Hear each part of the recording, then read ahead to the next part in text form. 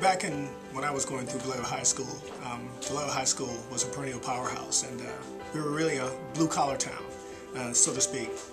We didn't have a lot of the things that that schools have now: training tables, powerhouse weight rooms. We really worked out hard, respect our elders, respect our faith, and really just really were good stewards and stewards of the game. Back when we were in school, it really was a hard work ethic. You got what you paid for, you got what you did, and if you worked hard, there was always a benefit to whatever you did here at Vallejo High School. We were proud to be a part of what was considered Vallejo High School at the time, and to this day, still very proud of Vallejo High School and everything Vallejo High School has. Some of the athletes that I played with at Vallejo High School, I think one of the most notorious, as well as most notorious, were Ken Sarna, Craig Smith, just really great athletes. And when I came through, we had Sean Rogers, who I followed, was just a phenomenal running back, and those are the individuals that I looked at. We had Dale Dilworth in track. We have the Webbs, and we had lots of individuals who you could actually took you under their wing to make sure that you did what you were supposed to do in the classroom, as well as did what you were supposed to do on the football field or on the track or on the basketball court.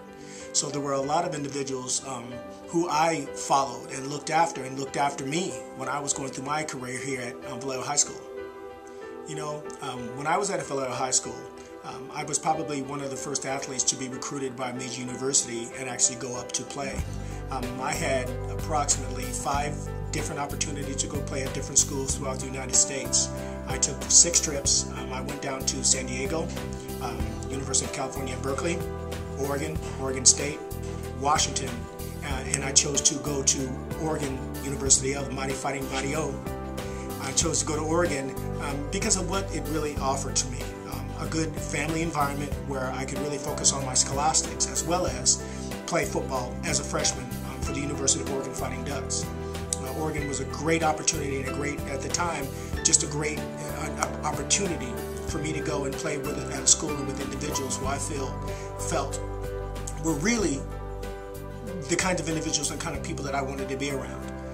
Going up there under Rich Brooks, under Coach Malati, under Coach Zimbucos, was really what I wanted to do for me. And I had the choice. My parents gave me the choice, and I chose to go to Oregon to play for the Mighty Fighting Ducks. And I'm very glad that I went up to Oregon to play for the Ducks. It was at a time when our program was growing, and it was a very good program at the time, but yet we were still understaffed because we just didn't have the resources that they do now at Oregon. I got my degree from the University of Oregon in graphic design and went on to try to dabble at different schools and different other opportunities. But I really do feel that my career at Oregon was not as great or illustrious as I wanted it to be, but I still would never regret the fact that I went to Oregon to play football for the Fighting Ducks. Well, I feel that my career at Oregon was really kind of set to the side. I think now that a lot of the issues that athletes had, I had back then, not as focused on football as I was in high school. A lot of the distractions that went along with playing major college football, such as girlfriends and class and schools and subjects and studying, really lends itself to you have to be very focused when you go to college because you won't have those opportunities.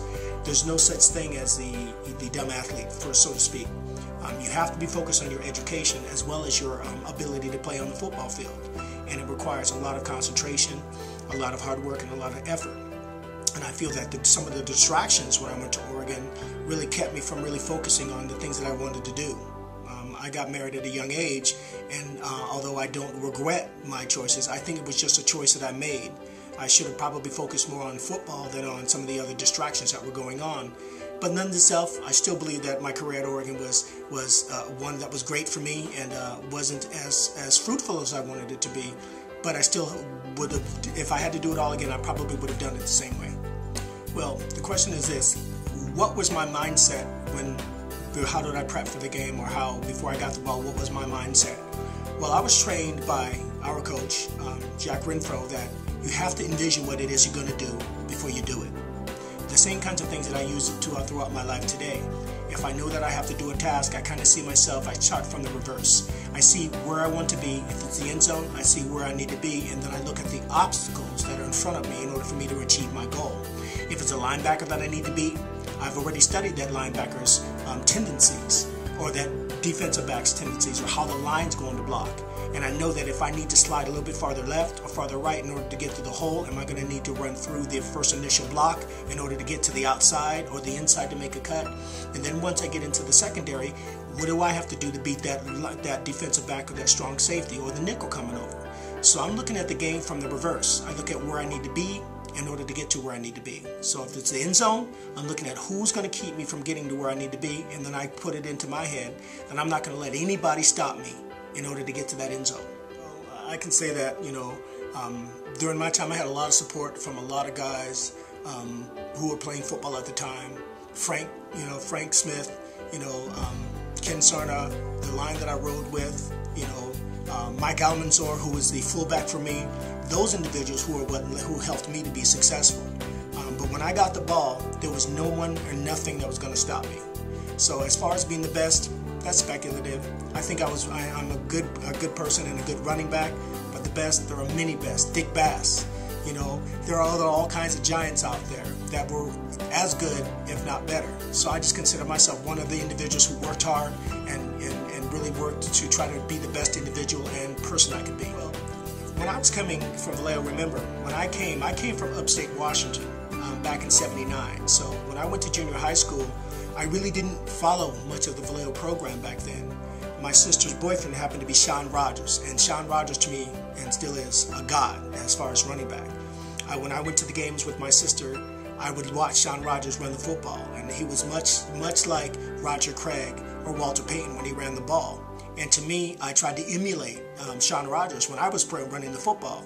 His work ethic, his technique, his blocking, his running the football, those are the kinds of things that I tried to emulate. So for me, it was Sean Rogers, wholehandedly, the best running back before I came up at Vallejo High School.